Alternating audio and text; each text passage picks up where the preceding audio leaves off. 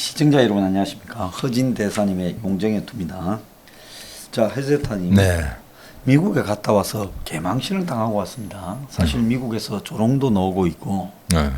심지어 그 크랩 케이크라는 그 용어 자체에 대한 이야기들도 국제적으로도 회자되고 있고. 네.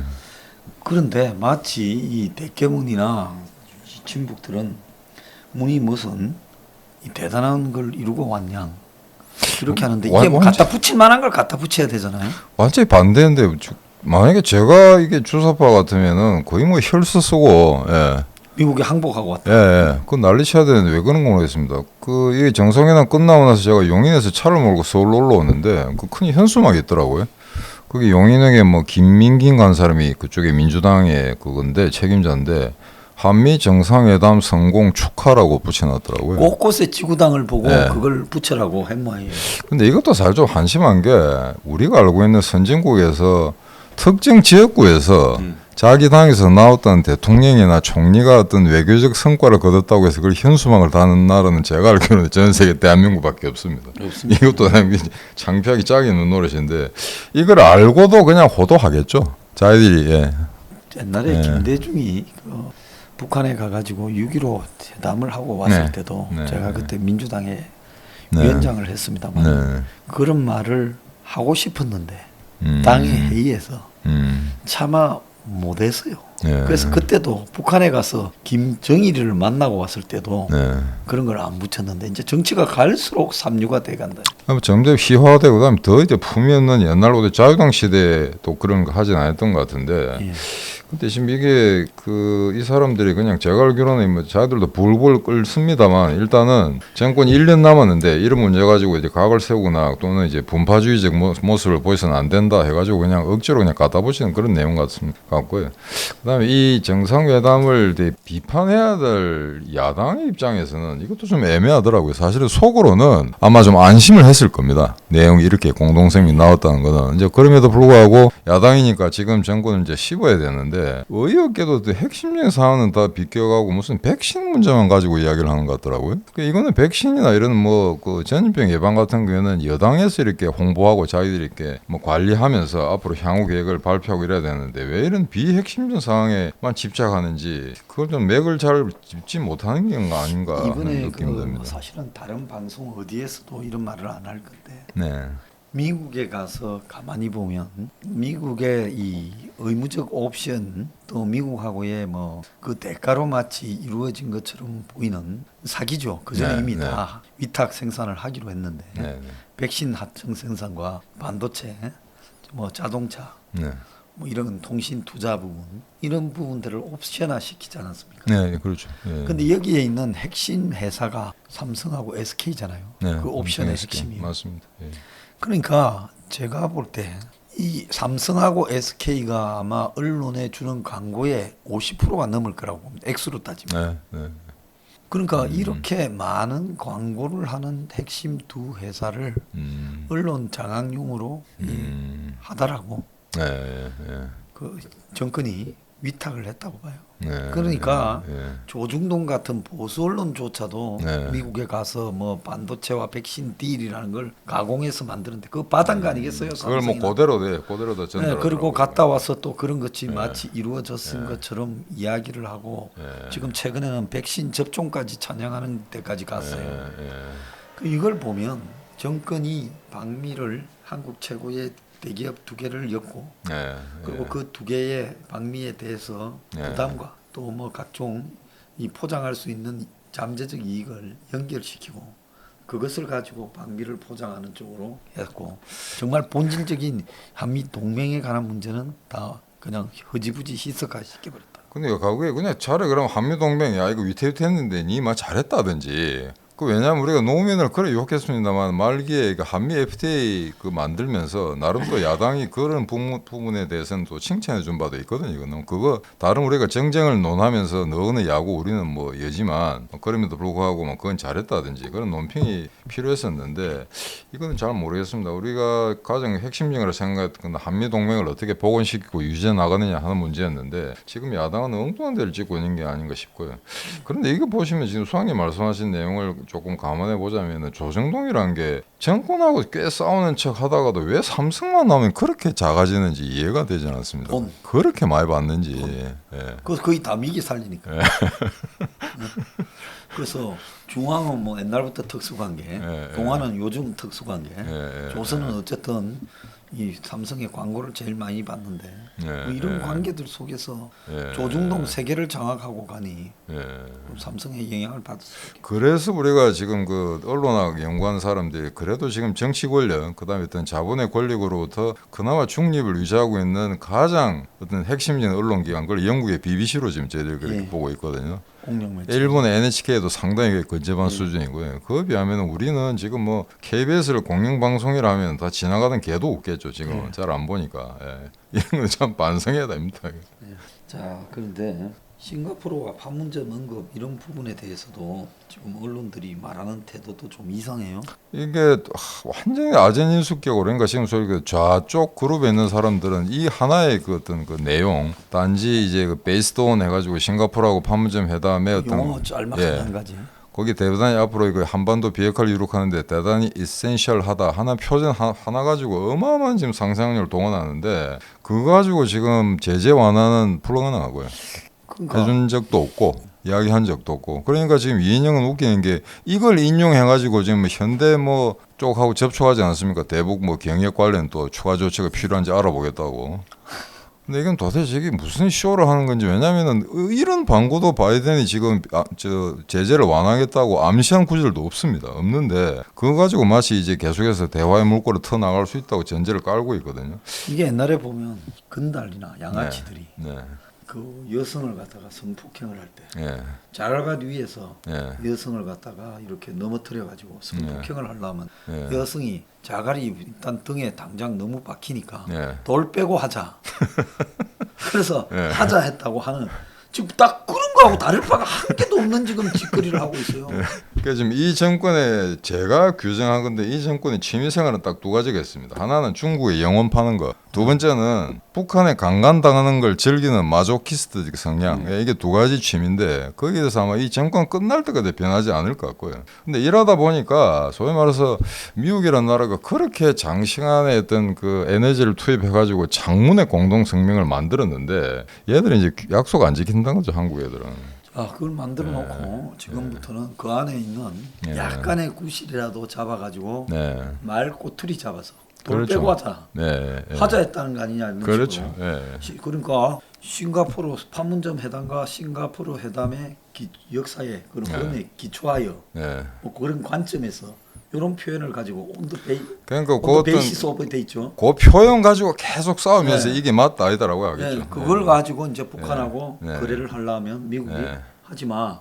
이런 우리가 그때 합의문에 기초하여 이런 말이 돼 있잖아요. 뭐 그렇게 하지 않겠어요? 그래서 이 문제에 대해서 이제 외국 언론 중에 논평을 쭉 봤었거든요. 한반도 또는 안보관계 전문가들이 쭉 한 거 보면은 막 대략적으로는 미국이 핸들링을 잘해서 미국이 요구하고자 하는 핵심적 가치를 다 공동문건에 이제 투영을 시켰다. 그다음에 어느 정도 한국을 길들이는데 성공했다라고 자평하는 게 대부분인 것 같습니다. 그런데 그 중에 이제 싱가포르 부분에 대해서 이제 상당히 이제 문제제기를 하는 사람도 없지 않아 있긴 있고요. 볼턴 같은 경우는 제일 신랄하게 비판을 했죠. 하지만 대체적으로 하면 미국이 지금까지는 그나마 조금 멀리 손안 가게 한 듯 한국을 상당 부분 끌어들였다. 한미 동맹 쪽으로 이제 복원시키는 방향으로 끌어들였다라고 하는 거는 이제 인정하는 것 같습니다. 그런데 그게 아무런 의미 없는 이야기라는 걸 참 미국 사람들도 단순해요. 그렇죠. 근데 여기서 이제 짚고 나와야 될 거는 자 그러면은 우리가 이런 남한이나 북한이나 이런 외교 문건에 구애받는 그런 정권이 아니다라는 게 증명이 됐거든요.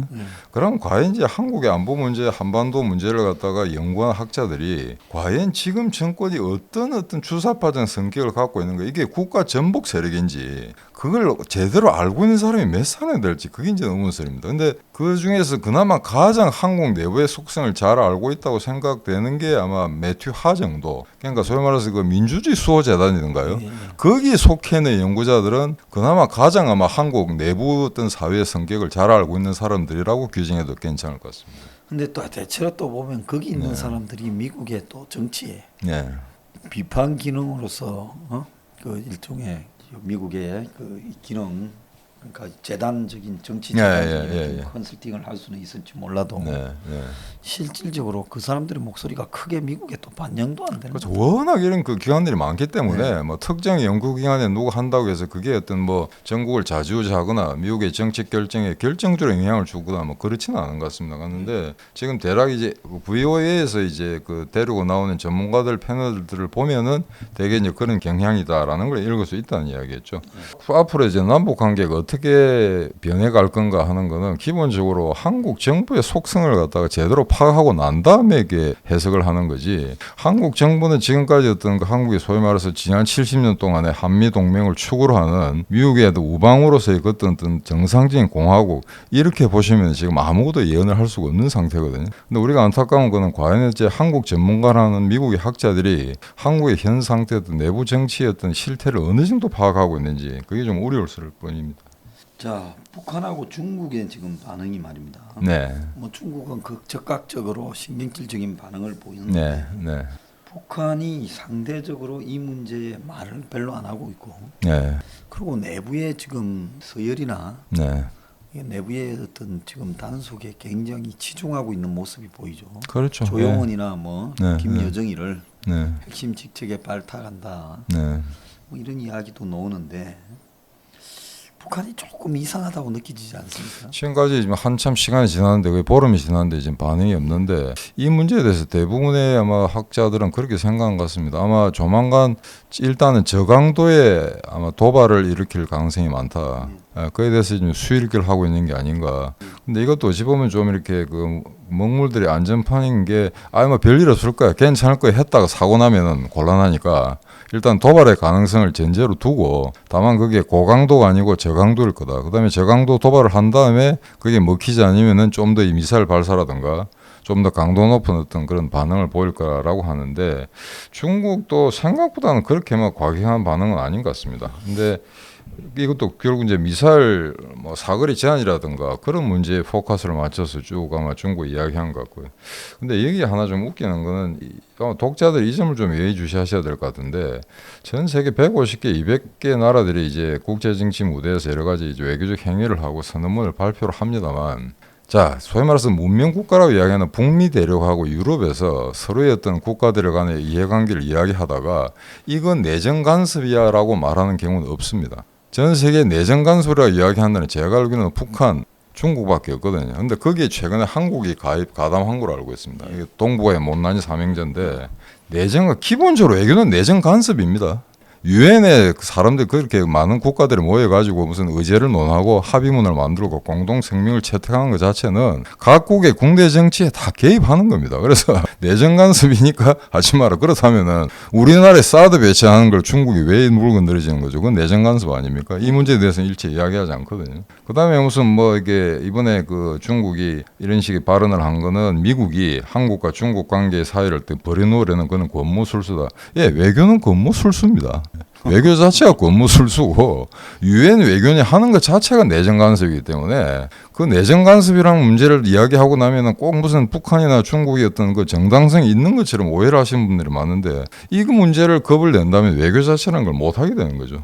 그렇게 된다면은 인권 선언관을 어떻게 이야기합니까? 유엔에서. 근데 하나 신기한 거는 네. 북한이 보통 어떤 입장을 가지는 것 같아요. 한국에 종북 단체들이 많잖아요. 네, 많죠. 예. 그런 쪽에서 옛날 같으면 이런 부분 미사일 사거리 제한이 없어졌다 이런 걸 가지고 청와대 앞에 시위를 한다든지 이렇게 할 건데 그렇죠. 이게 북한을 위태롭게 한다든지 중국을 바로 지령이 내려오는데 지금 네. 전혀 그렇게 하지 않거든요. 네. 그러면 북한 입장에서는 성동격서 뭐 이런 식으로 그냥 이 문제에 대해서 뭐 그냥 그렇게 넘어가나 보다 안심할 때 갑자기 엉뚱한 데서 지금 전격적 도발을 해서 극적인 효과나 그 파장을 극대화시키는 쪽에 지금 집중하고 있는 거 아닐까 이런 생각도 들어요. 그러니까 지금 요 1년에 이제 북한이 보인 반응을 보면은 뭐 대화를 재개하겠다든지 또는 막후 교섭을 하겠다든지 이런 여지를 전혀 남겨놓고 있질 않습니다. 그렇기 때문에 지금 현재 저렇게 침묵을 지키고 있다는 거는 지금까지 사태나 어떤 경험으로 봤을 경우에는 반드시 뭔가 도발을 한다는 거죠. 근데 과연 그게 어디서 터질지 어느 정도의 강도를 띠게 될지 그건 현재는 아마 바이든 행정부도 굉장히 곤혹스러울 겁니다. 예측하기 힘들 겁니다.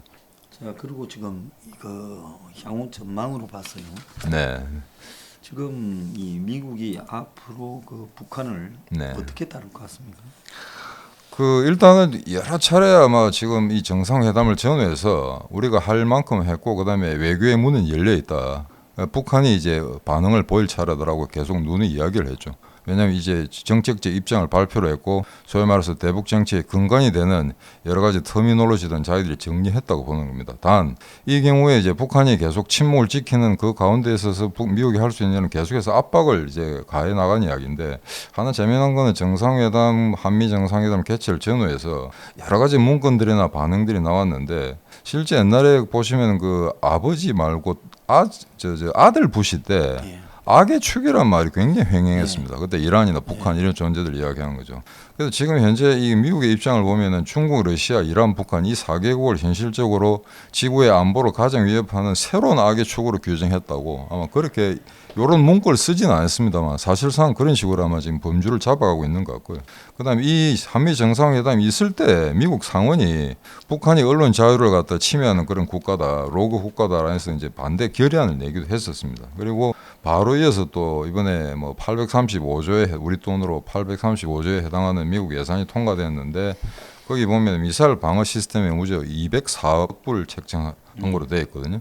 그러니까 이거는 뭐 물론 이거는 전체적으로 어떤 세계 그 안보 구도를 이끌어 나가는 미국의 큰 그림 속에서 봐야 되긴 합니다만 일단은 북한을 하나만 두고 본다면 계속해서 다각적으로 압박 구도를 형성해 나가겠다는 거로 봐야 될 것 같습니다. 이거는.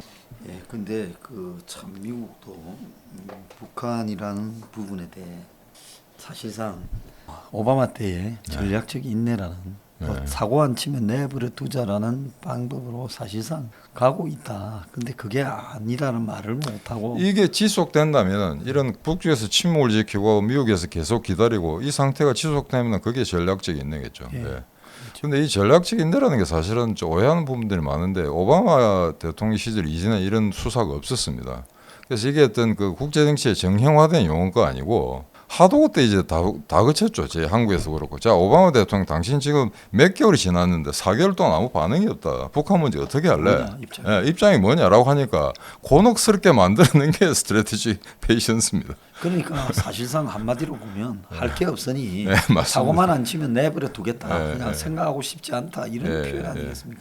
근데 이게 이제 그 북한이라는 나라 하나 두고 그다음에 전 세계적으로 이렇게 그 미국 쪽에 다각적인 압박 구도를 형성해 나갔는데 그 바로 어제였던 6월 1일 어제였던 것 같습니다. 그 미국의 블링켄 국무상이 그 나토 외무장관 회의 때 그런 반응을 했더라고요. 그러니까 제가 수차에 걸쳐서 이야기했습니다만 쿼드라는 게 아마 당분간 어떤 형태로 발전할지는 예단을 할 수 없습니다만 이게 아시아 태평양 지역에 아마 나토 정도의 어떤 역량을 갖출 수 있도록 그렇게 어떤 그 체제를 갖춰가는 게 아닌가 하는 건데 여기에서 인도, 한국, 그다음에 호주, 일본 이런 나라들과 나토 회원국가들이 긴밀한 협의를 해야 된다 이런 발언을 한 부분이 있습니다. 그래 이것만 보더라도 그 북한 또는 중국을 갖다가 옥죄어가는 구도를 갖다 굉장히 입체적이고 장기적이고 끈질기게 엮어나가겠다는 그런 어떤 미국의 인내나 아주 그 종심 깊은 그런 전략적 구상 같은 거는 충분히 이해할 수 있을 것 같습니다. 자, 근데 미국에 네. 지금 북한 특별 대표로 네, 승김을 성김. 임명했는데 네, 인도네시아 대사를 겸임하고 있다는 게 근데 사실 이게 그게 뭐 그냥 저도 잘 몰랐습니다. 왜냐하면 이게 그 특별 대사 되면은 워싱턴에 가서 일한 줄 알았더니 그게 아니더만요 보니까. 미션이 주어졌을 때 막 그냥 그러니까 인도네시아 대사를 하면서 특별한 일이 있으면 왔다 갔다 한다는 건데 이 사람이 됐다고 해서 지금 좌측 언론에서도 뭐 상당한 의미 부여를 하는 것 같은데 제가 알기로는 별 그런 것 같지는 않습니다. 이 사람이 뭐 한국계라고 해서 특별히 지금 현재 문 정권에 동조할 이유도 없는 거고요. 예. 굉장히 좀 냉혹한 어떤 외교나 훈련을 받은 사람으로 알고 있는데 다만 이 2004년 이후로는 원래 미국에 있는 대북 인권 대사는 의무적으로 임명을 하게 됐는데 이번에 대북 인권 대사는 임명하지 않고 이 사람은 이 대북 관계 이 사람은 그 대사를 임명했거든요. 대북 인권 대사를 임명 안 한 게 한국 정권에 주는 일종의 미국의 선물이고 네. 그다음에 이제 미국이 반대로 이걸 이제 승김을 겸임이라도 시킨 거는 북한 문제에 대해서 미국이 그래도 이 내버려 두고 간다라기보다 뭔가 챙기고 그렇죠. 있다는 모양새를 갖추려고 하는 예. 거라는 거죠. 뭐 그것만 이건- 봐도 예, 제가 예. 볼 때 미국이 관심이 없다라는 걸 좀 보이잖아요. 그렇죠. 성계 뭐 상당히 뭐 정무직도 아니고 원래 외교관 출신이고요. 예, 그렇기 때문에 이거는 인도네시아 대사를 겸임하면서 그냥 필요하면 네가 나서라 하는 건데 이거는 또 필요 이상으로 정말 지금 이제 한국 정권이 이 임명에 대해서 뭐 특별한 의미를 부여하고자 하는 것 같습니다. 제가 보기 그런 것 같지는 않은데. 지금 이제 주한미국 대사가 지금 훨씬 관심이 있어요. 지난번에 그 수학님이 그걸 아마 정보를 저보다 더 빨리 습득하셔가지고 저대 뭐 알바니아의 어떤 그 유리킴. 국장급도 안 되는 어떤 대사를 하겠다. 뭐 그거는 뭐 문제가 안 되는 것 같고요. 예. 근데 해리 해리스가 지난번 대사였습니다만 한국에는 역시 군 출신 대사가 와야 예, 그나마 네, 조금 네. 버티지. 네, 왜냐하면 네. 주한미군과 관련되는 문제에서 네, 네, 또 안보 사안과 관련 문제에서 원칙적으로 네, 네. 그래야지. 외교관이 왔을 때 별로 좋은 모습이 없었어요. 그다음에 그 한국계 같으면은 또 구워 삶겠죠. 네, 또 로비 쓰고 해가지고 청와대 절대 가서 한국에는 예. 한국계가 예. 대사로 오면 안 된다. 예. 그다음에 저하고는 그런 사람도 피해야 될 것 같습니다. 근데 순수한 화이트 코케이즈는 백인인데 부인이 한국 사람인 경우도 있어요. 그것도 또 안 돼요. 지금 주한미 대사는 그런 사람 굉장히 많습니다. 그러다 보니까 사실은 그 사람들도 이때 엮여 가지고 외교단 파티 이런 거 하면서 청와대 관계자들이 나와서 이렇게 구워 삼고 하는 그런데 많이 이제 연루가 되거든요. 그래서 이번에 그 빈센트 브룩스 주한미국 대사 내정자는 아마 정통의 어떤 군 출신이고 아마 흑인 것 같습니다. 한미연합 사령관에 했던 네네 했죠. 그 예. 얼마 전까지 했죠. 이전 네, 에이브람스 이번에 떠난 네, 그 에이브람스. 사람 앞에 예, 브룩스가 예. 했죠. 흑인이죠.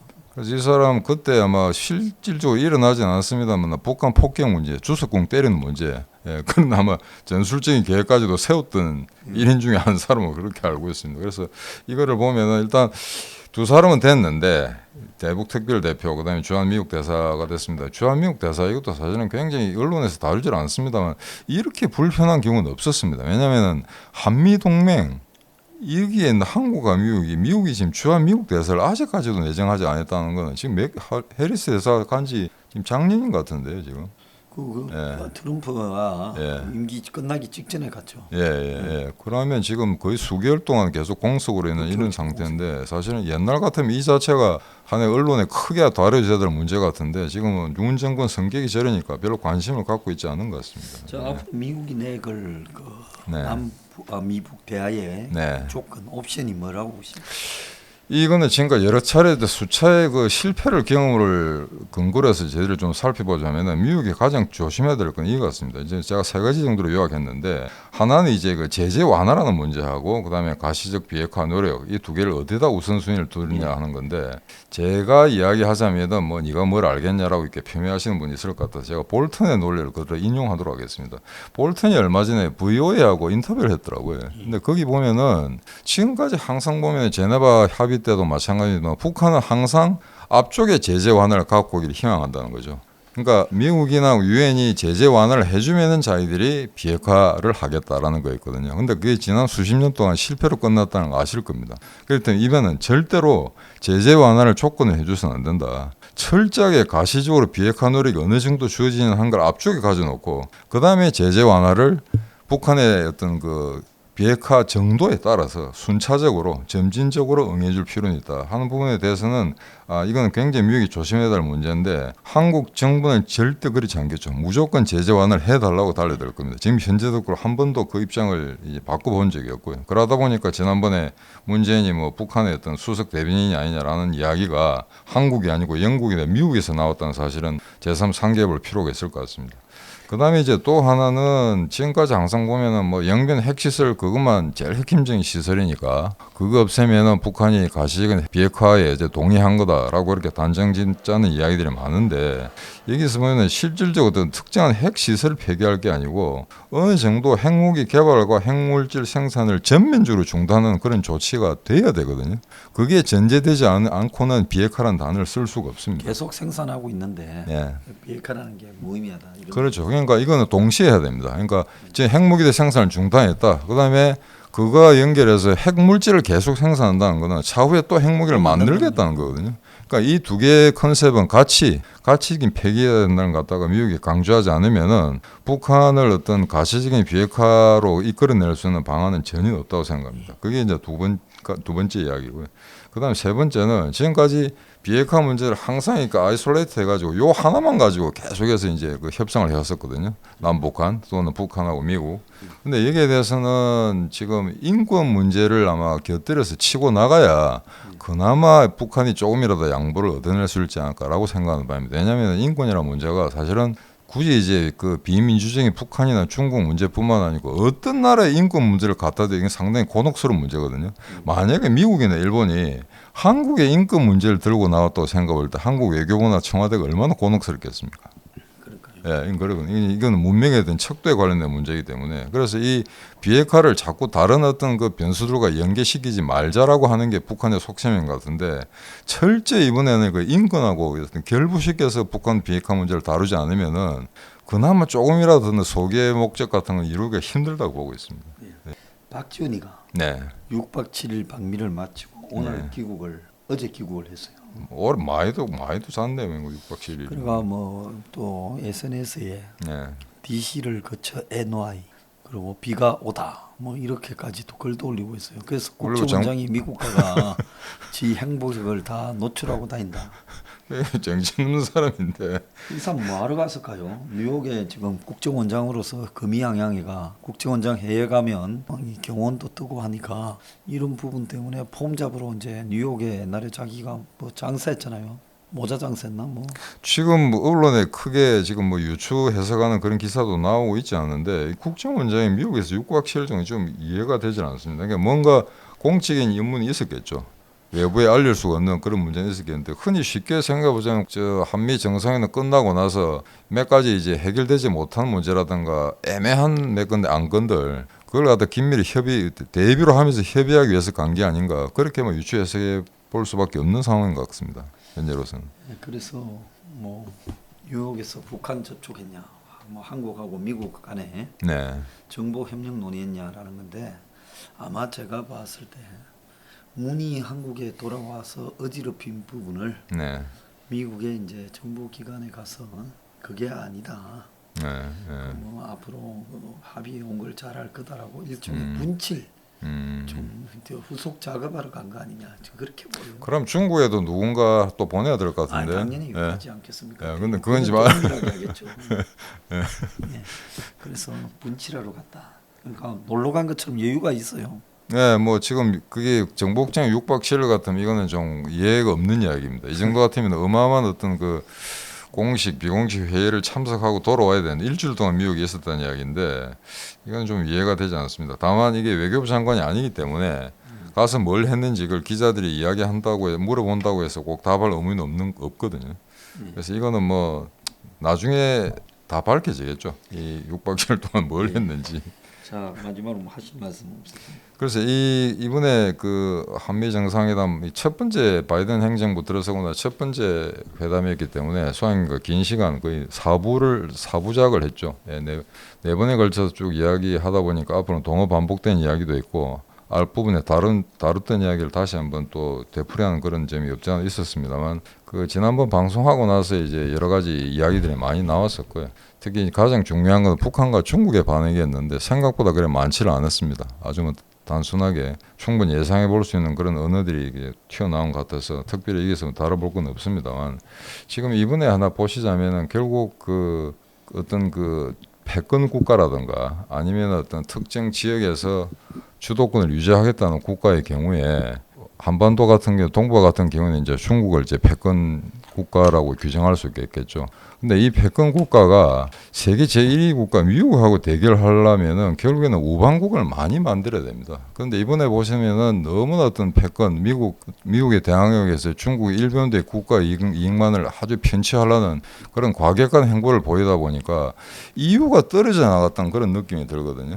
그래서 이제 최근에 언론 보도에 보면은 지금까지 어떤 그 전랑 외교가 너무 이제 무모한 그런 방향으로 치달았던 게 아닌가. 그래서 최근에 시진핑이가 어떤 여러 사람들에게 사랑받을 수 있는 뭐 신뢰를 획득할 수 있는 외교를 하자 이런 또 표현을 또 분위기에 안 맞는 이야기를 했더라고요. 근데 사실은 현실적으로 이제 중국이 너무 이렇게 그 자국 우선주의 입장을 취하다 보니까 이유가 사실은 상당히 동요한 건 사실입니다. 왜냐하면 미국이 지금 경제 동력이 약해서 차이나머니가 필요한데 지금 그 EU하고 중국의 그 확대 투자 무역 협정도 지금 표류 상태에 있거든요. 여러 가지 인권 문제 이런 것 때문에.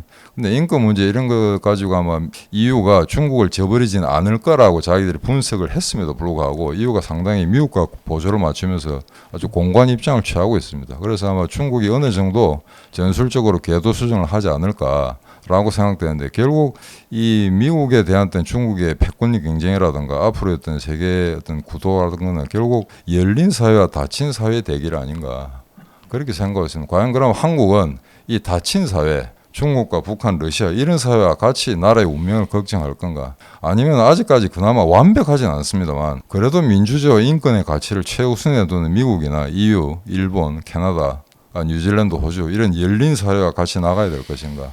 이런 어떤 좀 철학적인 고민을 좀 이 시기에 다시 한번 해봐야 되지 않냐? 그런 말씀을 좀 마지막으로 드리고 싶습니다. 예, 오늘 대사님 좋은 말씀 감사합니다. 예. 감사합니다.